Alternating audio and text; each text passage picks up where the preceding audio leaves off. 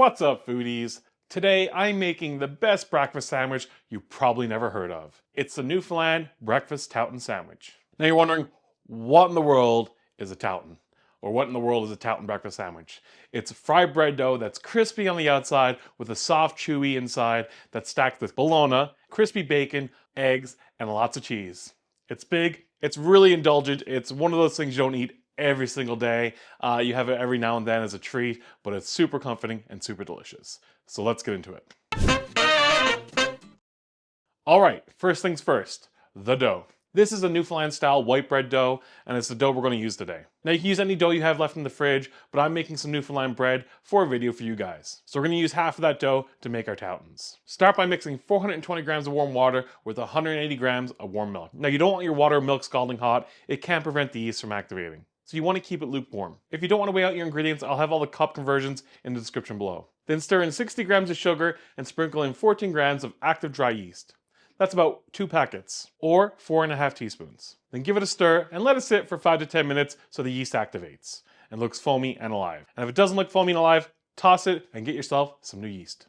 In a bowl, add 1,000 grams of all-purpose flour and 20 grams of salt. Now give that a quick mix, then make a well in the middle of your flour with a spoon.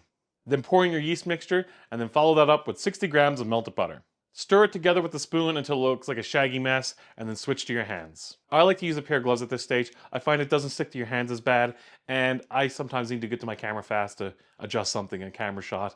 So I use gloves. You don't need to use gloves. I just prefer to use it. Now pour your dough out onto a floured surface and knead it for about 8 to 10 minutes until it's smooth and elastic. Now it might feel a little sticky at first, but that's fine. It will come together. Now place your dough back into a bowl that's been lightly oiled and cover and let it rise until it's doubled in size. This usually takes about an hour, maybe a bit longer, depending how warm or cold your kitchen is. I find it takes a bit longer in the wintertime than it does in the summertime. Now if you have an oven like me and you have a proof setting, you can put it in there and it usually takes about 30 to 40 minutes.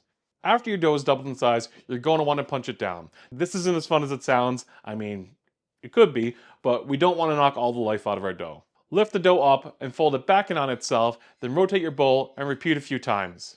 You're pushing out some of the bigger air pockets and redistributing the yeast, and tightening up the structure just enough so it rises more evenly next time. Once it's done, let the dough rest for 20 to 25 minutes. Now this is going to give your gluten a chance to relax, which makes it easier to shape and keep it from snapping back when you're working with it. After 20 to 25 minutes, we're going to split our dough into two. One half is getting shaped into our loaf for later, and the other half, that's our Touton dough. Now if you want the full bread video, the link is in the description below. Now a quick note, after separating my dough, I actually love throwing my Touton dough into the fridge overnight. It gives it a better flavor, but if you want Toutons right away, you can go ahead and make them now. We're going to grab a nonstick pan and put it on a burner over medium-low. Then we're going to add in a little bit of butter and a splash of oil. Now take your dough and cut off some dough slightly bigger than the size of your palm.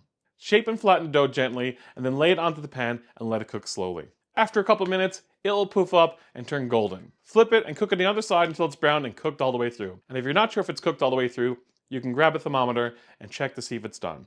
What you're looking for is 190 degrees Fahrenheit.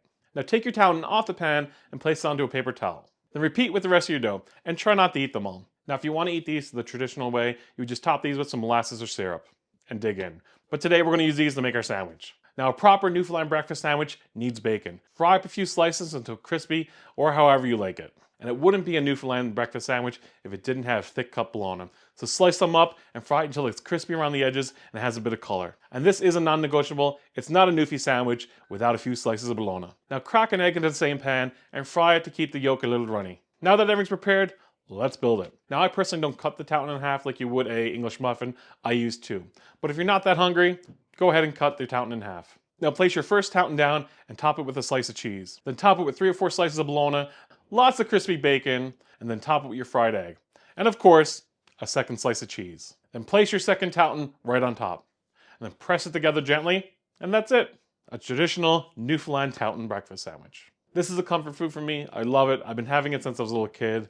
Let me know in the comments below if this is new to you or it's something you've been eating your whole life, like me. I'm always curious on who grew up with this stuff or who's seeing it for the first time. And like I said, if you want to see the full Newfoundland bread recipe, that video is in the link below. And if you like this video, give it a thumbs up, subscribe down below. Until next time, FOOD-DEE out.